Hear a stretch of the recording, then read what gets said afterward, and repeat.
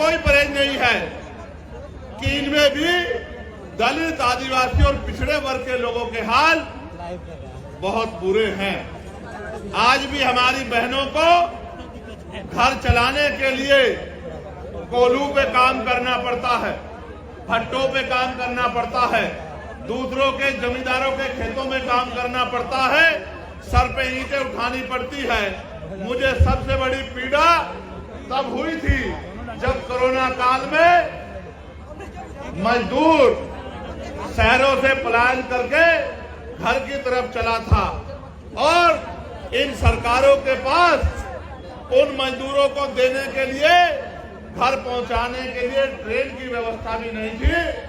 इस मेरे परिवार ने जो दूसरों के महल बनाता है, घर बनाता है, बिल्डिंग बनाता है, कंपनी बनाता है, इन अमीरों के पास कोरोना काल में इन गरीबों को का पेट भरने के लिए रोटी की व्यवस्था भी नहीं थी। मैंने देखा किस तरह मजदूर पलायन करके आया, कहीं ट्रेन के नीचे जाके मरा, कहीं भूखे पेट मरा, कहीं पानी की कमी के कारण मरा, और माए अपने बच्चों को बैग की चैन के ऊपर अपने बच्चों को लिटा लिटा के सफर कर रही थी। पैर में छाले पड़ गए, हाथों में छाले पड़ गए, गले सूख गए, हृदय गति रुक गई, हजारों लोगों की जान गई। लेकिन यहाँ की और केंद्र की निकम्मी सरकार बैठ के गरीबों की मौत का तमाशा देखती रही। ये हमने अपनी आंखों से देखा। सबसे ज्यादा मजदूर अगर देश के किसी कोने में जाता है तो वो बिहार का व्यक्ति है, जो अपना पेट पालने के लिए अन्य अन्य से प्रदेशों में जाके रोजगार ढूंढने का काम करता है।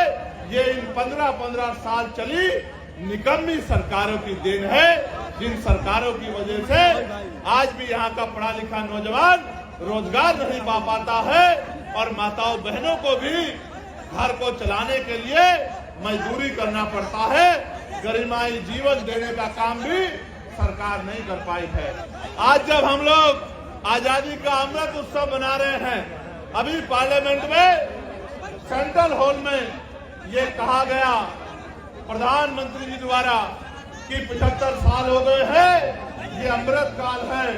ये कैसा अमृत काल है जहां एनसीआरबी का डाटा ये कहता है कि रोज महिलाओं के शरीर की धज्जियां उड़ाई जाती है, सामूहिक बलात्कार होते हैं, महिलाओं को तेजाब से नहलाया जाता है, महिलाओं की अस्मत को रोंदा जाता है, महिलाओं को दफ्तरों में और दफ्तरों के बाहर और गांव में सामंती व्यवस्था के आगे अपने आत्म सम्मान की रक्षा वो नहीं कर पाती।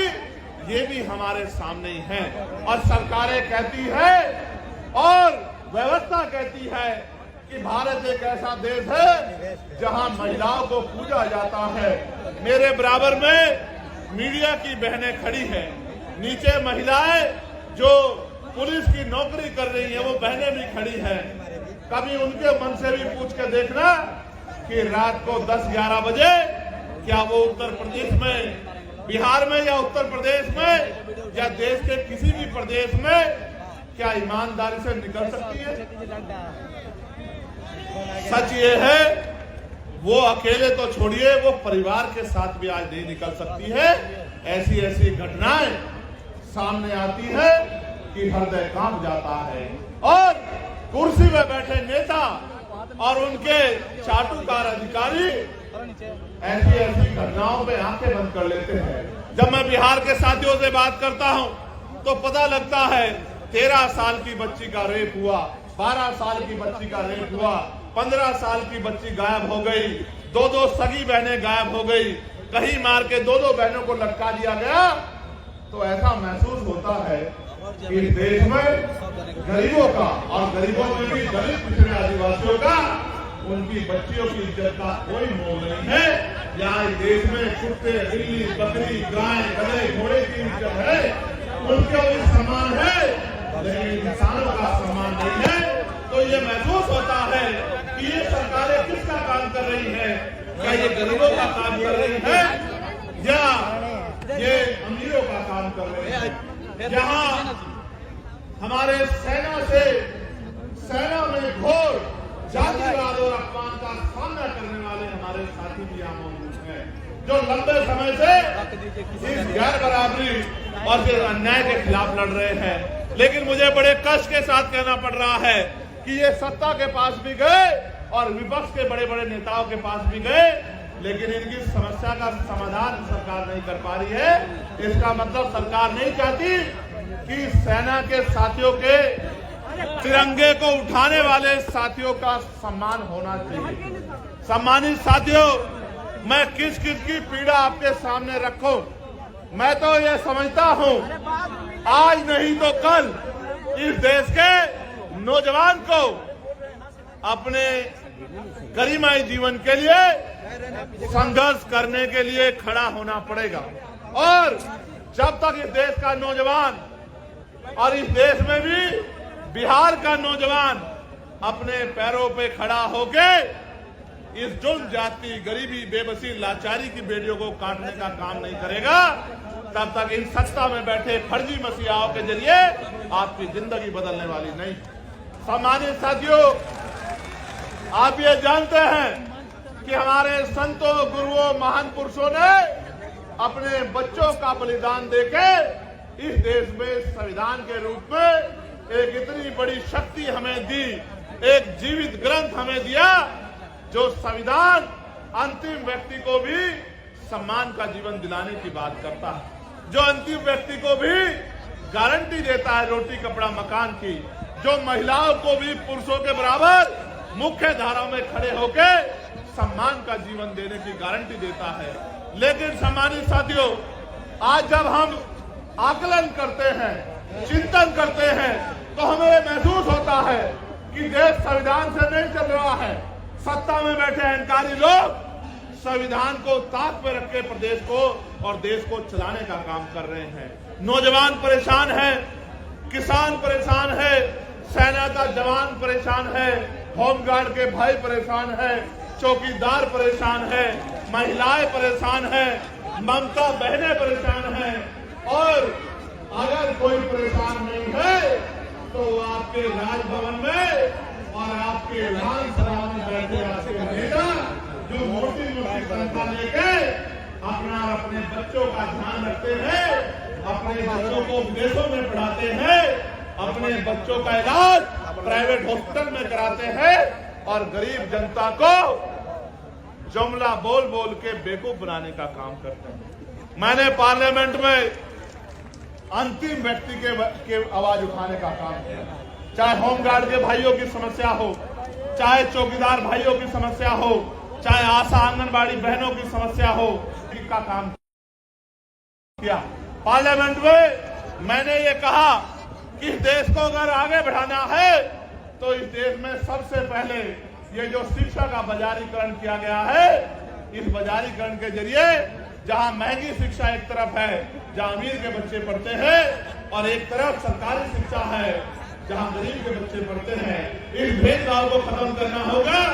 और प्रधानमंत्री, राष्ट्रपति से लेकर मुख्यमंत्री, विधायक, सांसद और क्लास 1 के अधिकारी से लेकर 4 क्लास के कर्मचारी तक के बच्चों का, गांव के सरपंच से लेकर और विधायक, एमपी सबके बच्चों का की पढ़ाई सरकारी स्कूल में होनी चाहिए, जहाँ किसान का बच्चा बैठ के पढ़ता है, जहाँ मजदूर का बच्चा बैठ के पढ़ता है, उसी टेबल पे मंत्री, विधायक, सांसद, मुख्यमंत्री, राज्यपाल का बच्चा भी पढ़ना चाहिए। तब जाकर जब डीएम का बच्चा उसी कुर्सी में क्लास में बैठा होगा, जब एसपी का बच्चा उसी क्लास में बैठा होगा और आपके मेरे गरीब परिवार का बच्चा भी उसी क्लास में बैठा होगा, एक समान शिक्षा मिलेगी, तब जाके शिक्षा के दरवाजे परमानेंट के लिए गरीबों के लिए खुल जाएंगे और ये गरीब अमीरों को पछाड़ के अपनी गरीबी की बेड़ियां काटने का काम करेंगे। जब मैंने आवाज उठाई तो सत्ता में बैठे लोगों को बड़ी तकलीफ हुई। जब मैंने आवाज उठाई तो सत्ता में बैठे लोगों को बड़ी तकलीफ हुई। वो तकलीफ इसलिए हुई कि जब मैंने प्राइवेट स्कूलों पे उनको बंद करने की बात की तो जिन नेताओं ने प्राइवेट स्कूल खोले हैं उनको लगा चंद्रशेखर तो उनके रोजगार को बंद करवा देगा।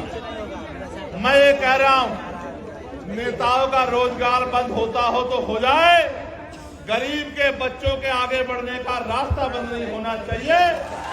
क्योंकि बाबा साहब अम्बेडकर ने कहा था कि शिक्षा शेरनी का दूध है, जो पिएगा वो दहाड़ेगा। आज अगर मैं अपनी बात को रख रहा हूं तो इसी शिक्षा की वजह से रख रहा हूं कि मुझे शिक्षित होने का मौका मिला है और मैं लोगों की समस्या को समझ सकता हूं और सरकार को समझा सकता हूं। मैंने ये कहा पार्लियामेंट में कि अगर इस देश को बदलाव करना है तो हेल्थ पॉलिसी में सुधार की जरूरत है। पूछा गया कैसी होनी चाहिए, मैंने कहा होनी ऐसी चाहिए कि गरीब के बच्चों को भी, गरीब आदमी को भी सरकारी अस्पताल में इलाज के लिए सरकार कहती है कि हमने बड़े अच्छे सरकारी अस्पताल बना दिए हैं। बिहार के लोगों को तो मैं ये कहूंगा कि मैंने बाढ़ में आपके तैरते हुए हॉस्पिटल देखे, मैंने आप छोड़िए गया को छोड़िए, मोतिहारी को छोड़िए, बक्सर को छोड़िए, मैंने तो पटना के हॉस्पिटलों में 2-2 फीट पानी भरा हुआ देखा है, स्ट्रेचर तैरती हुई देखी है, दवाइयां तैरती हुई देखी है। यही डबल इंजन की सरकार का विकास अभियान है।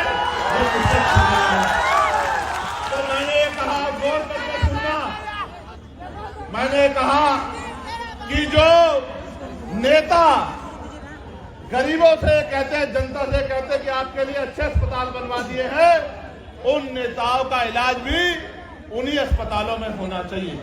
नेताओं का इलाज तो प्राइवेट हॉस्पिटल में होता है, विदेशों में जाके होता है, फोर्टिज में होता है, मैक्स में होता है, और गरीबों का इलाज सरकारी अस्पताल में होता है, जहां डॉक्टर नहीं है, जहां दवाई नहीं है। डॉक्टर के पास जाओगे तो ऐसा व्यवहार करेगा। सब डॉक्टर तो बुरे नहीं है, लेकिन बहुत सारे डॉक्टर ऐसा व्यवहार करते हैं कि ये गरीब जबरदस्ती उनके अंदर उनके अस्पताल में घुस गए। दवाई नहीं मिलेगी, कोई मशीन नहीं है, एक्सरा, ईसीजी, एमआरआई, कोई मशीन नहीं है। बाहर से टेस्ट कराओ, जेब काटने का काम होगा। तो मैंने कहा कि प्रधानमंत्री हो, राष्ट्रपति हो, केंद्रीय सचिव हो, प्रमुख सचिव हो केंद्र के, या मुख्य सचिव हो, या डीएम हो, एसएसपी हो, या मुख्यमंत्री हो, या मंत्री हो केंद्र के, स्टेट के, विधायक हो, सांसद हो, सबका इलाज और उनके बच्चों का इलाज सरकारी अस्पताल में होना चाहिए। जब उनका इलाज सरकारी अस्पताल में होगा तो आप देखना, डॉक्टर भी होंगे, दवाई भी होगी, टेस्ट भी होंगे, और गरीबों की जेब भी कटनी बंद हो जाएगी। ये बात मैंने पार्लियामेंट में रखी। सम्मानित साथियों, मैं लगातार बिहार को संघर्ष करते देख रहा, बहुत सारी समस्याएं मेरे सामने रखी हैं। मैं आपको बहुत बड़ी गारंटी तो नहीं देता, क्योंकि इस गारंटी का काम तो देश के प्रधानमंत्री ने ले रखा है कि वो गारंटी बहुत देते हैं। वो तो इतनी गारंटी देते हैं कि इनकी गारंटी में कमजोर वर्गों के जीवन की गारंटी भी पीछे चली गई है। इसलिए मैं आपको एक ही गारंटी दे सकता हूं कि रोटी, कपड़ा, मकान, पीने के लिए साफ पानी, पहनने के लिए अच्छे कपड़े,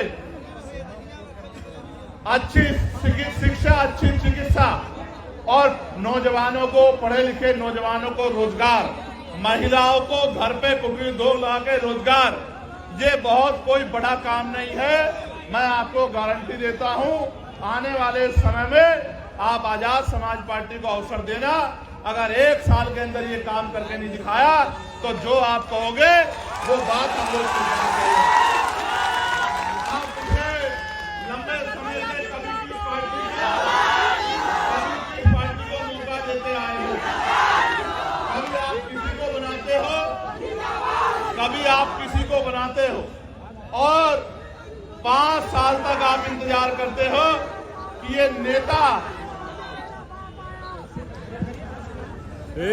किसी के बारे में ऐसे शब्द न कहो जो आप अपने पिता के लिए नहीं सुन सकते। अगर सुन सकते हो तो कहो, मैं आपको गलत रास्ते पे नहीं ले जाना चाहता। हमेशा याद रखो, दूसरे के लिए उन्हीं शब्दों का प्रयोग करो जो आप अपने लिए सुन सकते हो। अगर नहीं सुन सकते हो तो ऐसे शब्दों का प्रयोग न करो, क्योंकि हर आदमी सम्मान रखता है।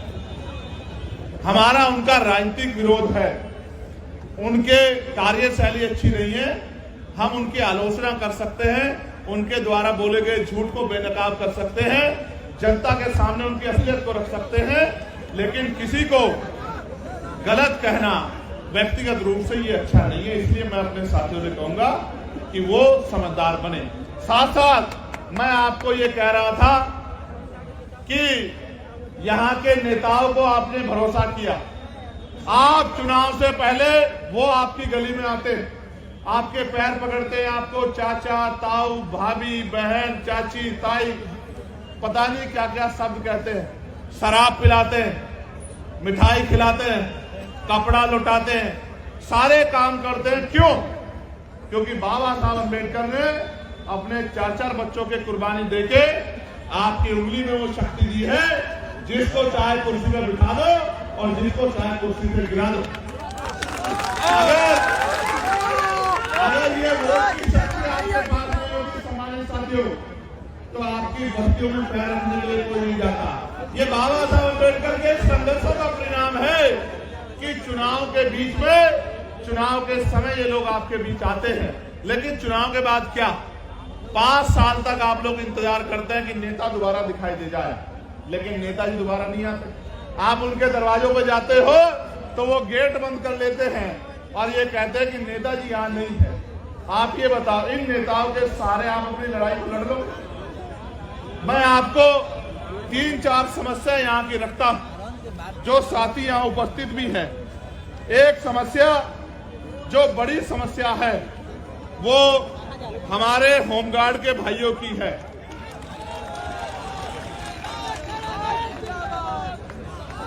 जो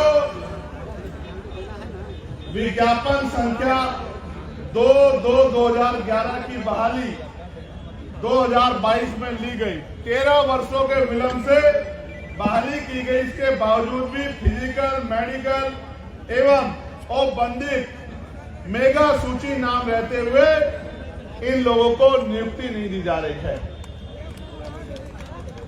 होमगार्ड, जबकि जहानाबाद जिले में और अन्य जिलों में होमगार्ड के बहुत सारे पद खाली हैं, फिर भी सरकार इनकी बहाली नहीं कर रही है। इन्होंने मुझसे आग्रह किया है कि आप हमारी आवाज को पार्लियामेंट में भी उठाएं और हमारी बहाली कराने का काम करें। मैं होमगार्ड के भाइयों को विश्वास दिलाता हूं, मगर विश्वास दिलाते मैं ये भी कहना चाहता हूं, जब सरकार इतने बड़े पैमाने पर निजीकरण करेगी तो कल जो आरक्षण रूपी अधिकार हथियार आपको मिला है वो तो बेसर हो जाएगा।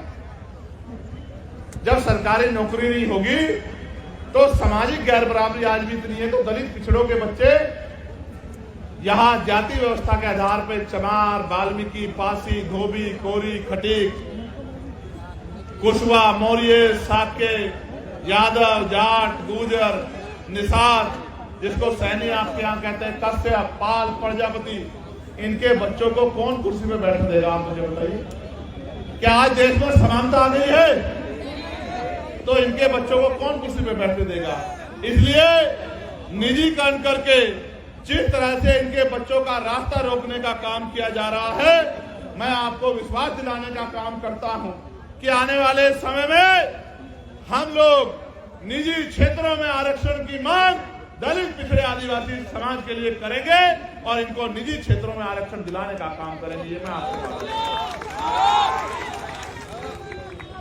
साथ साथ हमारी आपके यहाँ ममता कार्यकर्ता कहते हैं, हमारे यहाँ आशा कार्यकर्ता कहते हैं। हमारी जो ममता कार्यकर्ता बहनें हैं उनको प्रति गर्भवती मात्र 300 रुपए राशि मिलता है, और जबकि उनका काम बड़ा कठिन है। इसलिए मैं सरकार से मांग करता हूं कि मिनिमम 30,000 रुपए वेतन उनका करना चाहिए, जिससे वो सम्मान का जीवन प्राप्त कर सके, और उनको परमानेंट भी करना चाहिए। मैं तो होमगार्ड के भाइयों के लिए भी 30,000 रुपए के वेतन की जो है सरकार से मांग करता हूं। कि 30,000 रुपए का मिनिमम वेतन होमगार्ड के भाइयों को मिलना चाहिए। हमें कितना मिलता है? 24,000। अभी तुमको तो मिल ही नहीं रहा, लेकिन जो लगे उनको तो 30,000 मिलना चाहिए। जब आप लगे आपको भी 30,000 रुपए मिलना चाहिए, ये नाम है सरकार को पता।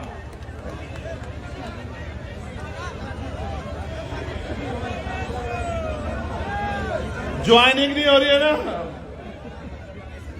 ज्वाइनिंग भी होगी, और जिस दिन ज्वाइनिंग होगी आप लोग बहुत बहुत धन्यवाद भी चंद्रशेखर आजाद का और भीम आर्मी आजाद समाज पार्टी का करोगे।